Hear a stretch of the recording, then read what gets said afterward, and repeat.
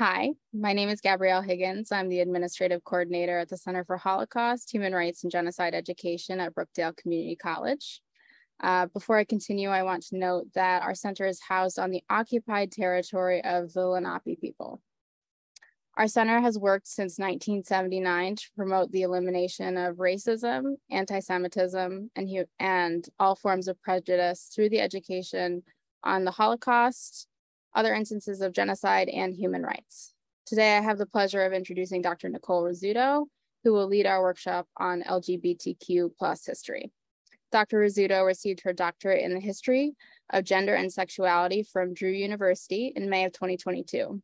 She worked for Change as a program manager from 2017 to 2021 and has taught history at Drew University, Hudson County Community College, and New Jersey City University.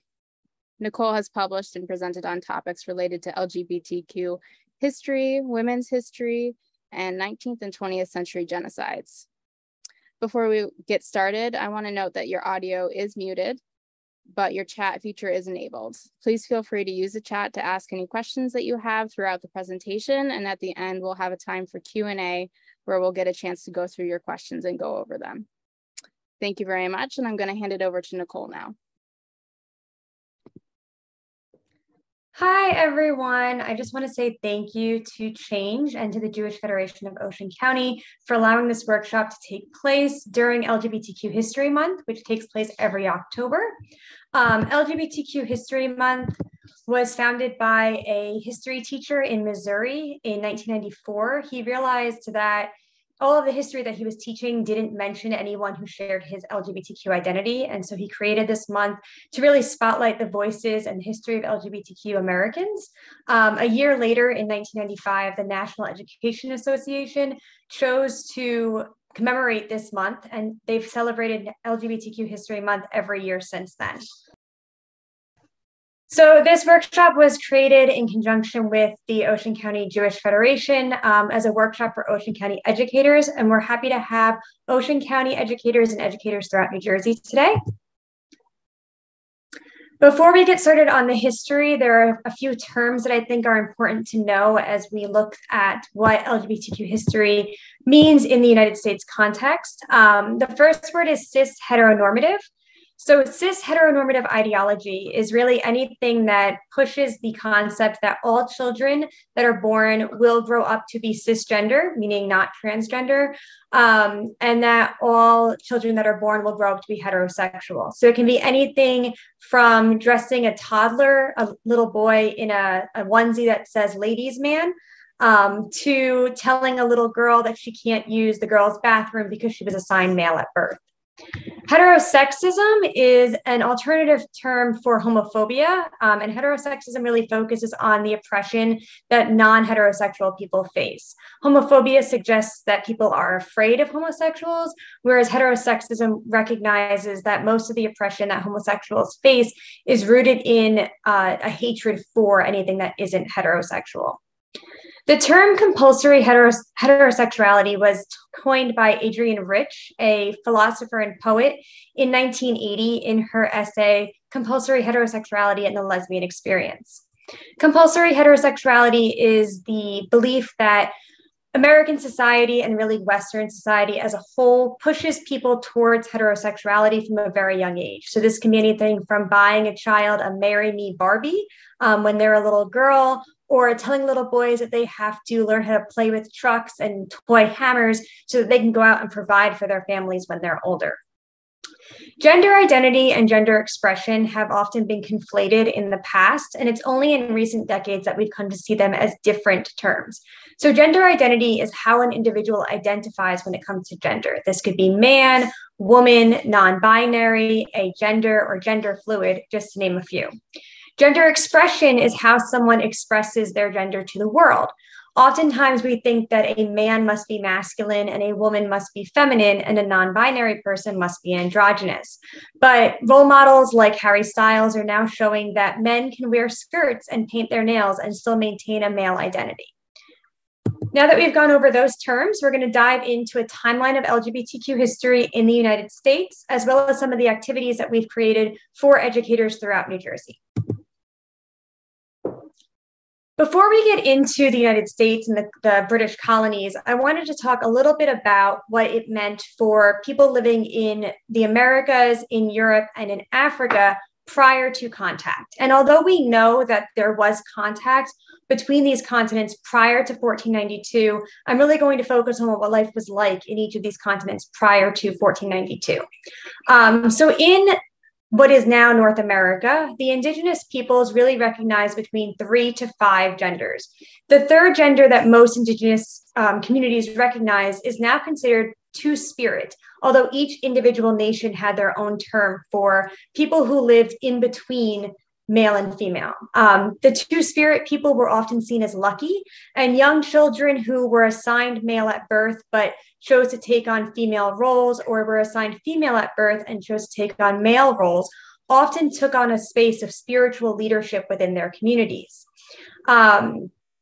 Other indigenous cultures had up to 5 genders and recognized a spectra of gender identity, so that no nation in the indigenous world really shamed anyone for their gender identity or their gender expression. And it was considered taboo and disrespectful to believe that a two-spirit person was going to take on the roles of their assigned sex at birth. In West Africa, where many of the enslaved peoples would be taken from in later centuries, the two biggest nations at the time were the Yoruba peoples of what is now Nigeria and the Dahomey people of what is now Benin. For the Yoruba people, the concept of gender was very much not recognized by the community. Tasks and responsibilities were based on age. So the person with the most control in a family was the oldest member of that family, regardless of their gender or genitalia. The only time that the Yoruba people prior to colonization really spoke about differences in gender or sex was when they were talking specifically about procreation and which parent was going to carry the child to term. In the Dahomey nation, there was the famous Nonomitan warriors. These are the women featured in the movie that just came out, The Woman King. The Nonomitan warriors were often taken as prisoners of war, and many of these women actually came from the neighboring Yoruba peoples. The people that served in the Nonomitan were people who were assigned female at birth, because the king of the Dahomey was not allowed to have men inside the palace after sundown. So all of his bodyguard had to be women. Each Nonomitan group was about 300 people, and they trained in combat as well as political science and governance so that they could serve as advisors to the king as well. The Nonomitan, after they served 10 years as soldiers, could either stay in the palace after they retired as wives of the king, or they could go out into the village and find their own wives dependent upon their own sexual identities and orientations. In Europe, there were many different forms of Christianity by the 1490s and early 1500s. And the Puritans were often considered the most strict and most conservative when it came to gender roles. As we know, the Puritans were the ones who traveled to the New World and colonized the British colonies, including Virginia and Massachusetts. So many of the laws that they enacted were more strict and more conservative than what the Europeans were experiencing and allowing back in Europe. I hope that provided some context, because now we're going to dive into the colonies. So one of the first instances of sodomy, which is a sexual act in which a object is inserted either into the mouth or the anus. It has nothing to do with the people or their gender who are performing the acts, although for the most part, heterosexual couples were not found guilty of sodomy, despite the fact that it was illegal in the British colonies for the entirety of the 1600s and most of the 1700s. So the two specific cases that we talk about on this slide are Captain Richard Williams Cornish in the Virginia colony, and Sarah Norman and Mary Hammond in Plymouth Bay up in Massachusetts. Both of these instances are rooted in homosexuality, but also deal with pedophilia. And one of the reasons for that is because consenting adults would have worked very, very hard to keep their love quiet. They wouldn't have been caught trying to attack a younger person because they were afraid of both the 1533 Act Against Buggery, which was on the books in England, and also for women of being accused of witchcraft. Both buggery and witchcraft, if you were found guilty of them, would result in death. So unfortunately, both Captain Cornish and Sarah Norman were going after teenagers when they were well out of their teenage years. Captain Cornish in 1624 was accused by his cabin boy of forced sodomy. However, once the case went to trial, the cabin boy, William Cowes, redacted his accounts and said that it was consensual and that Captain Cornish hadn't attacked him. However, the other witnesses upon the boat testified against Captain Cornish, and he was hanged in January of 1625. In 1631, because of Captain Cornish's hanging and other instances across the colonies, the Massachusetts Bay Colony outlawed sodomy on its own books. It already had the British statute, but it created its own laws against sodomy. And this was effective for the colonies once they overthrew the British in the American Revolution to keep anti-sodomy laws on the books. This sodomy law was one of the reasons that Sarah Norman was accused of attacking Mary Hammond in 1649. And although Mary Hammond, who was 15 at the time, married to a man and the mother of 2 children already, said that her relationship with Sarah was consensual, the fact that Sarah was 25 meant that Mary was pardoned and told she didn't have to stand trial, but Sarah was forced to stand trial. She was found guilty and she had to publicly apologize to the congregation. While Sarah was not killed for her indiscretions, she was left. Her husband abandoned her and their 2 small daughters, and she was forced to live the rest of her life alone. Her husband, Hugh Norman, moved back to London, where he died penniless a few years later. Mary Hammond, who again was 15 at this time, remained married to her husband, Benjamin, and they had many children together afterwards and remained married until their deaths later on in the 1700s. In order to engage students in grades 6 through 12 with the history of colonial LGBTQ people and people who are engaging in homosexual acts at this time, we ask that you use the online exhibit, Colonial America, The Age of Sodomitical Sin, which is available throughout history. And the link is here, and we'll be sending this out in an email after. In activity 1.1, the title is Colonial Legalese, What Does It All Mean? And it asks students to engage with the actual laws that were being created in the colonies at the time. Activity 1.2, which focuses on 2 religious texts written about sodomy in the 1700s, The Cry of Sodom and Crimes Against Nature, asks students to engage with the ideology behind the anti-sodomy laws to understand better how religion and governance were connected at this time. By 1714, every colony in the British North America had sodomy laws established on their books. So when they declared independence from Britain in 1776, those anti-sodomy laws continued to be the law of the land. We know that during the American Revolution, much of the landscape was homosocial, meaning that the men went to war, and the women stayed home, and there weren't very many women who followed the men as they began their engagements against the British. While there were women who were known as camp followers, who often charged for sexual pleasure, most of the soldiers did not have any money. If you look into the history there, Washington was regularly having Alexander Hamilton write to Congress begging to be able to pay his troops. So many of the men turned to each other for comfort and pleasure. There's also belief that Alexander Hamilton and his friend John Lorenz were engaging in a sexual relationship at this time. Unfortunately, John Lorenz died before the end of the revolution while he was leading a charge of Black fighters in South Carolina. So we don't know how that relationship would have progressed if Lorenz had survived.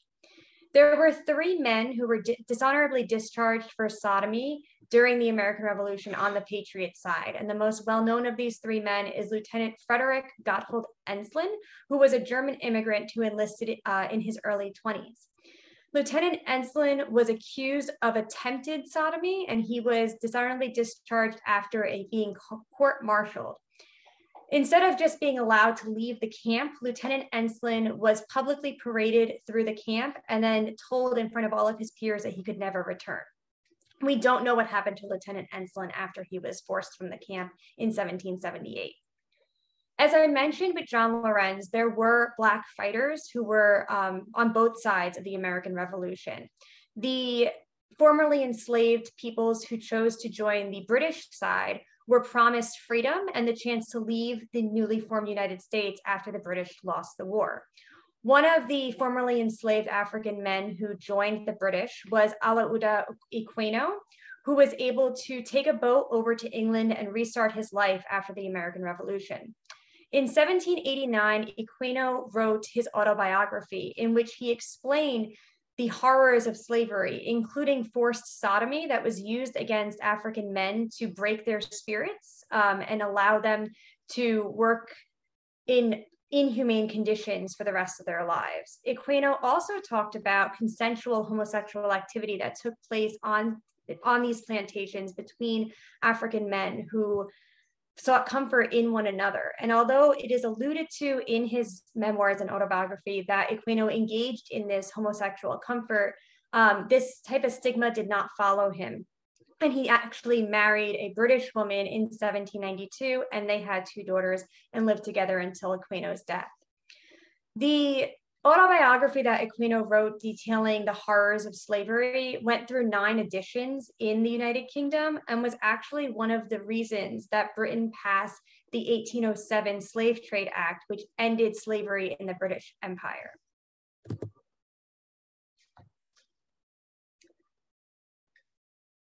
The early 19th century, the antebellum era, was really a time of separate sphere ideology, meaning that the men were allowed to go out and have these public lives, and the women were told to stay at home and could only really congregate within their own homes. This became even more, the disconnect between men and women became even greater during the California Gold Rush, in which men traveled across the country to California in hopes of striking it rich. In 1850, when the men were in California looking for gold, the population of San Francisco was 90% men, and the 10% that was women was mostly made up of married women who would be unavailable to pleasure the men at the time. So many men turned to each other for comfort, and we do have a lot of situational homosexuality at this time. The example that I have here, Jason Chamberlain and James Chaffee, was very much consenting and specific homosexuality in that they seem to have been in love their entire lives. They met in their mid-20s, boarded a boat from Boston to California, and lived together while they tried to make it rich in San Francisco. After unfortunately failing to find gold, Jason and James moved together to Tulum County, California, which was a bit further south, and lived together sharing one bed for the next 57 years. In 1903, James Chaffee died of old age, and his beloved Jason Chamberlain told everyone that there was a hole the size of Chaffee in his heart that no one would ever be able to fill. As far as we know, Chamberlain committed suicide 6 weeks after James Chaffee's death because he couldn't bear to be apart from James. A well-known homosexual affair taking place in the 1850s was that between the 15th president, James Buchanan, and his lover, William Rufus King. While people have been speculating about whether or not President Buchanan and William Rufus King were carrying on a relationship, a recent book published in 2019 called Bosom Friends shows that there was in fact romantic letters being sent back and forth between President Buchanan and William Rufus King, and that Buchanan's political enemies often refer to William Rufus King as Buchanan's better half and as Buchanan's little woman. James Buchanan is the only president to have been unmarried and not widowed when he was serving in the presidency. And he is most remembered for being the president that served the United States the year before the Civil War broke out. His term ended in 1861 when Lincoln became president. During the American Civil War, there were many people who were assigned female at birth who dressed up as men in order to serve as soldiers in the war.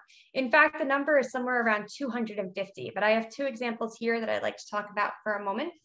William Cathay, who was given the birth name Kathy Williams, was born to an enslaved woman in 1844 and lived as a slave until the Union soldiers came to Missouri in 1861. Kathy Williams then put on the clothing of a man, took the name William Cathay, and signed up to be a part of the Union troops. William Cathay served as a soldier during the entirety of the American Civil War, and in 1865, he re-enlisted and served from 1865 to 1868 in the American Frontier Wars, which are also known as the American Indian Wars. In 1868, William Cathay fell ill with smallpox, and the military doctor who treated him realized that William Cathay had been assigned female at birth. And so Cathay was dishonorably discharged and left somewhere in the Midwest. Cathay felt that there was no hope for finding a job, and so they got married to a man that they thought they could trust. Unfortunately, that man stole Cathay's horses and left Cathay destitute. Unsure as to whether or not jobs would be better as a man or a woman, Cathay dressed as a woman, became a seamstress and a boarding house owner, and lived out the rest of their life in the Midwest. As they got older, they were diagnosed with diabetes, and they reached out to the American military asking for a pension because they did serve in the American military from 1861 to 1868. The military decided that because Cathay was now living as a woman, she did not qualify for the pension, and she died a few years later of diabetes in 1892. Albert Cashier was born a year before Cathay Williams in 1843 in Ireland, and unlike Cathay, started wearing men's clothing at a very young age. Albert passed as a little boy in Ireland working with his father, and then stowed away to the United States, where he continued to present as a boy in Illinois so that he could work as a farmhand. When the Union troops came to Illinois in 1861, Albert enlisted as Albert Cashier, and he served until the end of the war and was honorably discharged in 1865 after serving throughout Tennessee. Cashier went back to Illinois and worked as a farmhand, a church janitor, and a cemetery worker until he was accidentally hit by a car in 1911 and moved to the Soldiers and Sailors Home in Illinois. When he arrived at the Soldiers and Sailors Home, which was a home for the elderly in Illinois at that time who had served, the caretakers there realized that Albert had been assigned female at birth and forced Albert to wear a dress for the first time in over 50 years. Because Albert was now wearing a dress, the pensioners of the United States military began to question whether or not Albert had actually served in the Civil War, and they wanted to take back his pension. Luckily, the other soldiers and sailors who lived with Albert at the home testified that he was, in fact, the Albert Cashier that they had served alongside in the Civil War, and Albert was able to keep his pension. He won that battle in 1915, but then died shortly after in October. Luckily for Albert, he was buried in his uniform, even though the caretakers wanted to put him in a dress. So he did get to retain that dignity in death. In order to have students engage with heroes who were assigned female at birth in the 1860s, we've created 2 activities in which students are invited to compare the life stories of William Cathay, or Cathay Williams, and Charlie Parkhurst, who we'll learn about on the next slide, to really understand what it meant to live or to pass as a man for economic reasons versus living as a man because you were a man, you were just assigned the wrong sex at birth.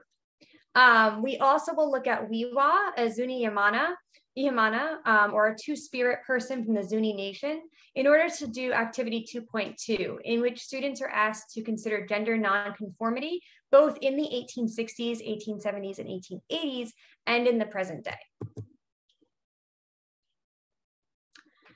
In 1866, after the American Civil War ended, the Reconstruction era really pushed for Black Americans to find or to move towards equality.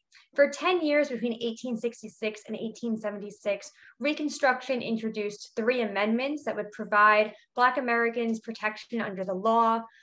It saw a surge of Black representatives across the South that served in the American Congress, and it also built schools that allowed Black Americans to learn how to read and write for the first time in generations and really become voting and upstanding members of American society.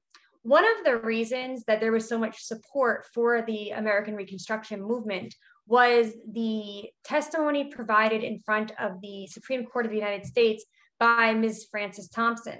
Ms. Frances Thompson was a survivor of the Memphis Massacre of 1866. In Memphis, Tennessee, in 1866, a group of police officers attacked a party that was going on in the streets led by Black Americans living in Memphis. Ms. Frances Thompson and her friends were brutally attacked by the police officers, and Ms. Frances Thompson and one of her friends were raped. Overall, the Memphis Massacre of 1866 resulted in the deaths of at least 42 Black citizens of Memphis at the time, and Ms. Frances Thompson was asked to testify before Congress. Her testimony incited sympathy from white people all over the country, and that really allowed the Reconstruction era the support that it needed in order to take off. In 1876, Rutherford B. Hayes became president, and he really started to dial back the Reconstruction era. But another reason that people started to lose sympathy for the plights of Black Americans living in Reconstruction South was because Frances Thompson was arrested. She had been accused of cross-dressing and found guilty because she was assigned male at birth. Her sentence was to serve on an all-male chain gang where she had to deal with the transphobia of the men that she served with and dress as a man for years. She eventually served out her sentence and was able to return home, but she soon came down with dysentery and died a few months after her release.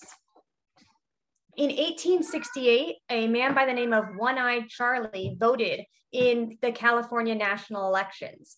One-Eyed Charlie was born under the name Charlotte Darky Parkhurst, and it's believed, based on that middle name, that the child was in fact mixed race. Unfortunately, we don't know because Charlie's parents died soon after his birth, and he was sent to an orphanage. At a young age, Charlie began identifying as a young boy, and he learned how to take care of horses while serving as a horse boy on a nearby farm in New England. He became one of the best stagecoach drivers in Massachusetts, Rhode Island, and New Hampshire before he decided to go out to California during the gold rush and become a stagecoach driver out there. Unfortunately, he got kicked in the face soon after arriving in California and lost his eye, hence the name One-Eyed Charlie. Despite the fact that he couldn't see out of one eye, Charlie became one of the most beloved stagecoach drivers of California and built up a very lucrative business as a stagecoach driver. He retired in the 1860s and bought a small farm in Southern California, but because of a flirtation with a nearby widow, he had to move. Charlie died with his secret unknown by most of the public, and many of his friends who did know that he was assigned female at birth kept mum until after his death, at which point American newspapers across the country talked about the fact that One-Eyed Charlie was born a woman. Despite the fact that these were the headlines, they often referred to Charlie as a man throughout the article itself and used he, him pronouns when referring to Charlie. In 1886, Weewa was a representative for the Zuni peoples, an indigenous nation that was rooted in present-day New Mexico. Weewa was called the, quote, Indian princess, unquote, of the delegation because everyone assumed that she was a cisgender young woman and everyone found her very beautiful. What the public didn't know was that Weewa was actually an Ihimana person, meaning that they were assigned male at birth and lived their lives as a woman. Weewa was a spiritual leader of the Zuni people. She was a cultural protector, and that was why she was part of the delegation to meet President Grover Cleveland in DC in 1886. Unfortunately, despite the fact that Weewa and other members of the delegation showed President Cleveland and the US government that the Zuni people were committed members of the United States, they were citizens, and they wanted to be able to retain their culture. This did not stop the forced assimilation of the Zuni people later on in the decade, and Weewa died in her 40s in 1896 of a broken heart. As the 19th century came to a close, there was much more conversation around homosexuality and gender transgressions taking place in middle and upper classes. However, it wasn't until the newspaper coverage of the trial of Alice Mitchell that the working class really got to see the concept of homosexuality written out for them. The trial of Alice Mitchell took place in Tennessee in 1892 after Alice Mitchell, who was 17 at the time, slit the throat of her lover, Freda Ward, in broad daylight. The reason that Alice slit Freda's throat was because Freda had accepted the proposal of a community man who wanted to marry Freda. Alice had thought, and Freda had promised, that they were going to escape Tennessee and go and live together as man and wife, with Alice passing as a man named Al and providing for his wife, the beautiful Freda. Alice did not deny the charges and in fact admitted to killing Freda, but said that it was because Freda had broken her heart. The defense attorneys argued that Alice thought that she was a man, and so that was, or that she could live as a man, and so that was not something that society could grapple with at the time. And Alice was found not guilty by way of insanity and sentenced to live out her life in the Tennessee State Insane Asylum. In 1899, a few years after her charge and being locked away, she either died of tuberculosis or threw herself off the water tower to her death. We still don't know which story is actually true. Alice's testimony was included in one of the first books written about homosexuals in the English language, and that was the book Sexual Inversion by Havelock Ellis. And that's 2 L's in Ellis. I'm sorry, I missed that. Sexual Inversion was really a book of case studies into homosexuality in both men and women in the 1890s, both here in the United States, in England, and across continental Europe. One of the reasons that the book was so popular was because of the trial of Oscar Wilde in 1895. Wilde was a beloved Irish poet who was accused of sodomy by one of the local lords in Ireland at the time. He was found guilty and forced to work in a work camp for 2 years, after which he unfortunately fell ill and died.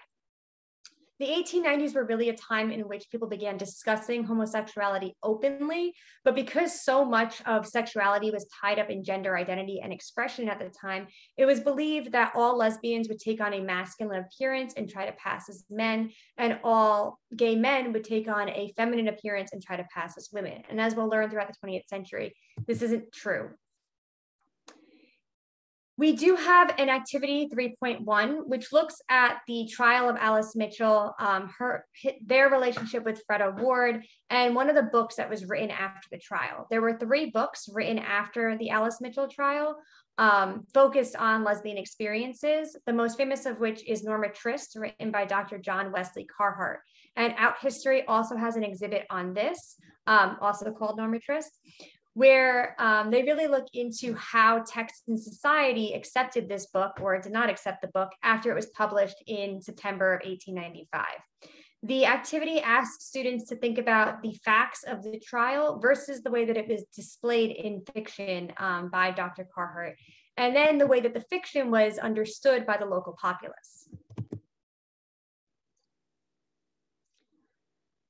In 1919, white women in America got the right to vote, and this really allowed women to start to congregate in public more often, but it also led to decades of people pushing back against women's liberation, hoping to maintain the nuclear family and compulsory heterosexualty. In 1929, Nella Larson publishes the book Passing, in which she primarily focuses on the act of Black women passing as white because they do not appear to be Black by the standards of America at the time. However, another element of this book is the fact that the women seem to be carrying on at least a romantic, if not a sexual relationship throughout the novel. One of the reasons that Nella Larson wrote this book is because homosexuality was very common among her and her friends in the Harlem Renaissance, and famous Harlem Renaissance poets like Langston Hughes and writers like Elaine Locke lived openly as homosexuals, but very rarely wrote about it. Because more and more people were living openly as homosexuals or as transgender people, in 1934, Hollywood introduced the Hays Code. Prior to the Hays Code, you could have references to homosexuality in movies. One of the most famous instances is when Greta Garbo kissed a woman in the 1934 film Christina, about Queen Christina of Sweden. Other examples include men wearing dresses as a joke in movies, or women wearing men's suits, like Marlene Dietrich did in Morocco. The Hays Code said that you could no longer even reference homosexuality because allowing people to think about it might inspire them to consider the vice. The Hays Code remained in effect until 1968, although it did weaken over time. In 1942, 1942, Bayard Rustin became what is known as an uncle of CORE, the Congress of Racial Equality. Bayard Rustin was a leader in the civil rights movement. He was an advisor to Reverend Dr. Martin Luther King. He was very much involved in the work of CORE. He was very much involved in the Southern Christian Leadership Conference and the Student Nonviolent Coordinating Committee. But because he refused to hide the fact that he was gay and that he often engaged in sexual acts with white men, he was not allowed to be at the forefront of the movement. And he was often forced to keep himself back behind the scenes so that the movement could maintain this sense of respectability politics.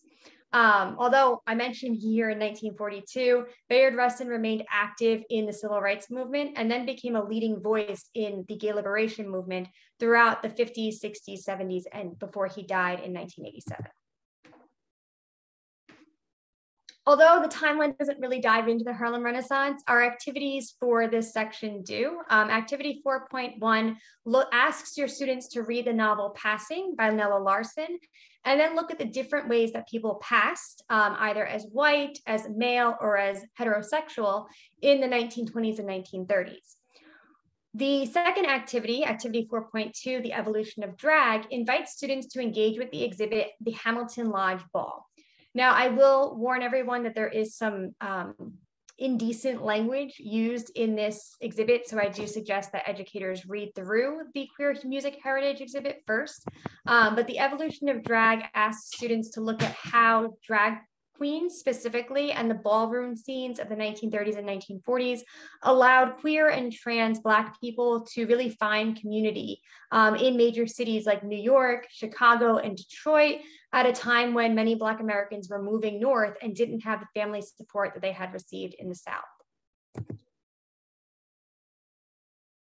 The 1950s was a time of mass organizing for the LGBTQ people.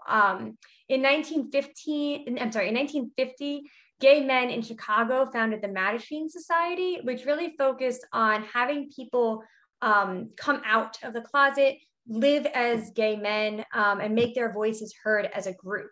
A similar group was founded in 1955 called Daughters of Bilitis, but the Daughters of Bilitis was much more about being able to maintain the closet that was protecting women at this time. Throughout the 1950s and 1960s, if you were found at a gay bar, if you were accused of sodomy or public lewdness, your name and address would be printed in the local newspaper. And so if you were at a gay bar on Monday and it was raided by the vice squads, by Tuesday or Wednesday, your name was in the newspaper and you were out of a job by the end of the week. Organizing in the Mattachine Society, the Daughters of Bilitis, and other organizations like this allowed LGBTQ Americans to really say, we're here, we have numbers, and we are your friends, we are your loved ones. It's important that we have rights as well. One of their early successes was a case that was heard by the California Supreme Court in 1951, in which a gay club was being forced to shut down by the local police department. The California Supreme Court ruled that the Black Cat Club should stay open and continue to serve Black and trans Californians. And this was really the first time that a gay club anywhere in the United States was permitted to stay open while it served LGBTQ Americans. Of course, the most well-known moment in LGBTQ history here in the US is the Stonewall riots of 1969. But those riots wouldn't have been possible without the many rapid changes that took place throughout the 1960s. One of the first is that Illinois became the first state to legalize homosexuality in 1961. And this is probably because the Mattachine Society was founded in Chicago and was very active there. In 1965, Dr. Pauli Murray received their Juris Doctorate from Yale and became very active in both the civil rights movement and the women's liberation movement. And Dr. Murray's work focused on showing that everyone deserved equality. Their work was used as a basis of the case for Reed v. Reed, which allowed equality based on gender and sex. If you've seen the Ruth Bader Ginsburg documentary on her life, Ginsburg cited Dr. Murray as one of her inspirations for fighting for women's rights. Dr. Murray was also a coordinator for the Student Nonviolent Coordinating Committee. and did a lot of work with racial justice. Dr. Murray never really understood their own gender and didn't really identify as trans or a man or a woman, but they did live with women companions their entire lives and somehow straddled gender identity. In 1966, Dr. Murray was a founder of the National Organization for Women, which many of you will know because of people like Gloria Steinem, who were leaders in that organization. In 1966, we also have what is the case study for the Stonewall riots, the Compton Cafeteria riots, which took place in Compton, California, after a vice squad raided the Compton Cafeteria. This cafeteria was primarily a meeting ground for trans women who had been serving as sex workers throughout the evening, each evening, and needed a place to grab a quick bite before heading home after work. The police raided this cafeteria in August of 1966, and the women decided to fight back. They decided they were no longer going to spend their mornings in jail after being attacked by the local police force. They were able to keep the cafeteria open, and many straight allies came to their aid after the police were pushed back, rallying around the cafeteria and making sure that the trans women there were safe. In 1969, the Stonewall riots took place after police raided the Stonewall Inn, which was a well-known gay establishment that had been protected by the Genoso family, a local mafia family who had been paying off the cops so that the LGBTQ people would have a place to buy drinks. Of course, in order to make back that money, the Genoso family often sold very watered down alcoholic beverages for a lot of money, but at least the LGBTQ community had a place to congregate. The cops showed up in late June of 1969 and started arresting everyone.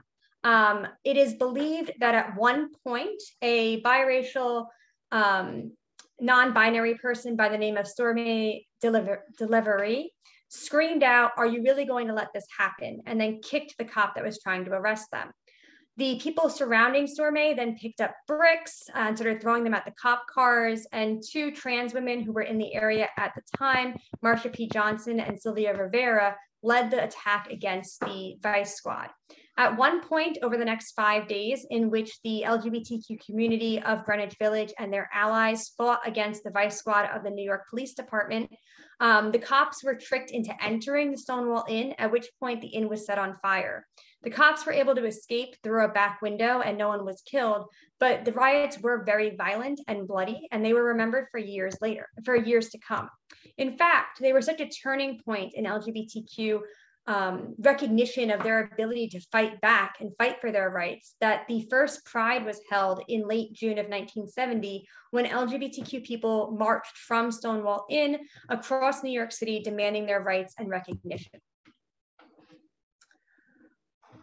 Activity 5.1 asks students to look at the Stonewall riots. One of the ways they can do this is by watching the documentary Happy Birthday, Marsha, and really think about what LGBTQ Americans were fighting for in 1969 and what they're fighting for today. Are the demands the same? Are they different? And how have they changed over time?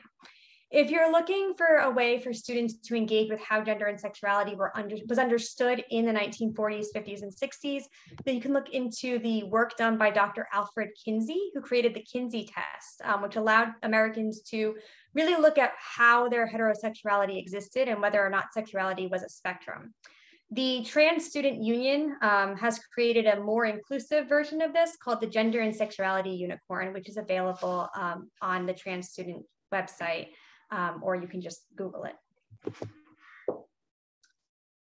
As we moved into the 1970s and 1980s, gay liberation became an organizing point. In 1979, LGBTQ Americans marched on Washington in the National March on Washington for Lesbian and Gay Rights.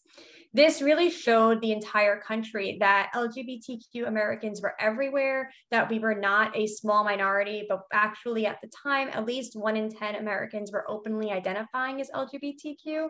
And it really seemed like this momentum was going to carry us forward towards legalizing consensual sodomy, towards marriage equality, towards trans-inclusive healthcare.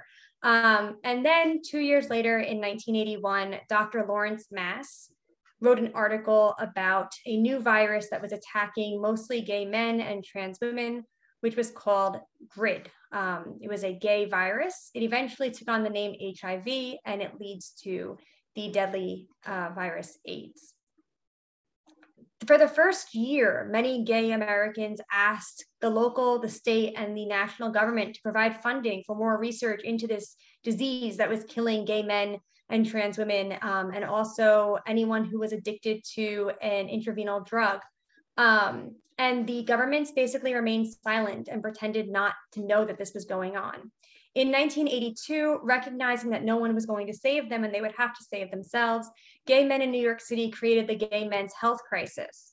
This organization really provided resources for people who had just found out that they had HIV. It provided testing centers once tests became more popular in 1985. And it had a round-the-clock hotline for people in crisis to call, whether it was HIV related or anything else connected to being a gay person living in New York at the time. From the Gay Men's Health Crisis and other organizations like this, you had the founding of ACT UP in 1987. ACT UP continues to fight for the rights of people living with HIV and AIDS and for LGBTQ Americans and LGBTQ people around the world.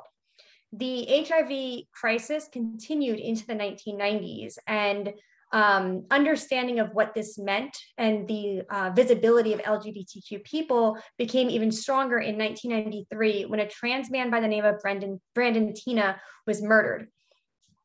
Teena was murdered after his girlfriend found out that he was trans by her and by a few of her ex-boyfriend's friends. Brandon Teena's story is captured in the movie Boys Don't Cry, in which Hilary Swank starred as a young Teena. The news coverage of Brandon Teena and of subsequent murders throughout the 1990s really brought attention to the fact that LGBTQ young people were being killed just for their gender identity or their sexual orientation. To have students engage with the AIDS crisis and understand better the organizing methods that were used, we asked them to do activity 6.1 called the loss of elders and activity 6.2, which looks at community organizing then and now. Some of the community organizing ideas that you can introduce students to are the AIDS quilt, which is really an artistic expression of the loss that the LGBTQ community has felt because of HIV and AIDS. The AIDS quilt is available online at aidsquilt.com and has also been displayed in many places in art galleries, on the White House lawn, and now online. One of the new organizing methods introduced by LGBTQ Americans during the AIDS crisis was a die-in. This concept came from the sit-ins of the civil rights era and required activists to go into government buildings and lay down on the floor as if dead to show the government how ineffective they were at preventing these deaths, and also the sheer number of people who were dying. Die-ins continue to be used as an organizing method throughout the 1990s and the 2000s, and they're now being used by students to fight back against gun violence. As I mentioned, the 1990s were really a time in which the visibility of LGBTQ Americans became more apparent to the rest of the country. In 1994, faced with pressure from LGBTQ soldiers and military members to recognize them, the Clinton administration signed Don't Ask, Don't Tell, which basically said that LGBTQ Americans could serve in the US military as long as they were not open about their sexuality or their gender identity. In 1996, the Clinton administration also signed the Defense of Marriage Act into law, and this defined marriage to be a legal act between a cisgender man and a cisgender woman. The Defense of Marriage Act would not be repealed until the Supreme Court case Obergefell versus Hodges in 2015, and Don't Ask, Don't Tell would not be repealed until 2011, although trans people could not serve openly in the military until 2018. Brandon Teena's death in 1993 was just the first in 3 very publicized murders of LGBTQ people. Matthew Shepard, a gay man living in Laramie, Wyoming, was beaten to death by classmates in 1998. And later that year, Rita Hester, a trans woman living in New England, was murdered. Rita Hester was a Black trans woman. She was beloved by the community, and her death led to the creation of the Trans Day of Remembrance, which is commemorated each year on November 30th, when LGBTQ Americans and organizations ask the rest of the country to reflect on the number of people murdered each year just for being trans. Most of the time, these murders are perpetrated against trans women of color. And last year, we had over 50 trans women of color murdered in the United States. The dawn of the 21st century really saw a turning point in how LGBTQ Americans were seen by their peers and by the government. In 2003, the Supreme Court ruled in a 6-3 ruling to decriminalize consensual homosexuality across the country in the Supreme Court case Lawrence versus Texas. In 2011, as I mentioned, Don't Ask, Don't Tell was repealed, and LGBTQ Americans could serve openly in the US military. And in 2015, Obergefell versus Hodges granted marriage equality across the country. There was backlash after this. In 2016, the Pulse nightclub attack took place in Orlando, Florida, in which 49 people attending a LGBTQ nightclub were murdered, and many more were injured. The following year, Moonlight, which focused on a group of young Black gay men in Florida, won Best Picture. And this was the first time that a queer movie had won Best Picture. And then in 2018, it was decided by the administration that trans people could serve openly in the military. And this was really pushed by military leaders who recognized that they were losing some of their best soldiers and sailors because of their gender identity. I know it's strange to think that the 21st century is now a part of history, but it is. And so in modern LGBTQ history, we ask students to engage with the difference between fear and hate. And that's really the question that I asked in the beginning, versus homophobia versus heterosexism, looking at the murders of Brandon Teena, Matthew Shepard, and Tyler Clementi, if we want to keep it here in New Jersey. Clementi committed suicide in 2010 after being forcibly outed as a student at Rutgers. In activity 7.2, we asked students to think about how compulsory cis heteronormativity impacts their daily lives. What choices do they make because that's what they're supposed to do based on their gender? What decisions do they make because that's what they're supposed to do in order to be recognized as straight and cisgender by society? So that was our very, very brief history of LGBTQ Americans and their contributions to American culture and American history. I want to thank everyone for sticking with me, and I will answer any questions at this time.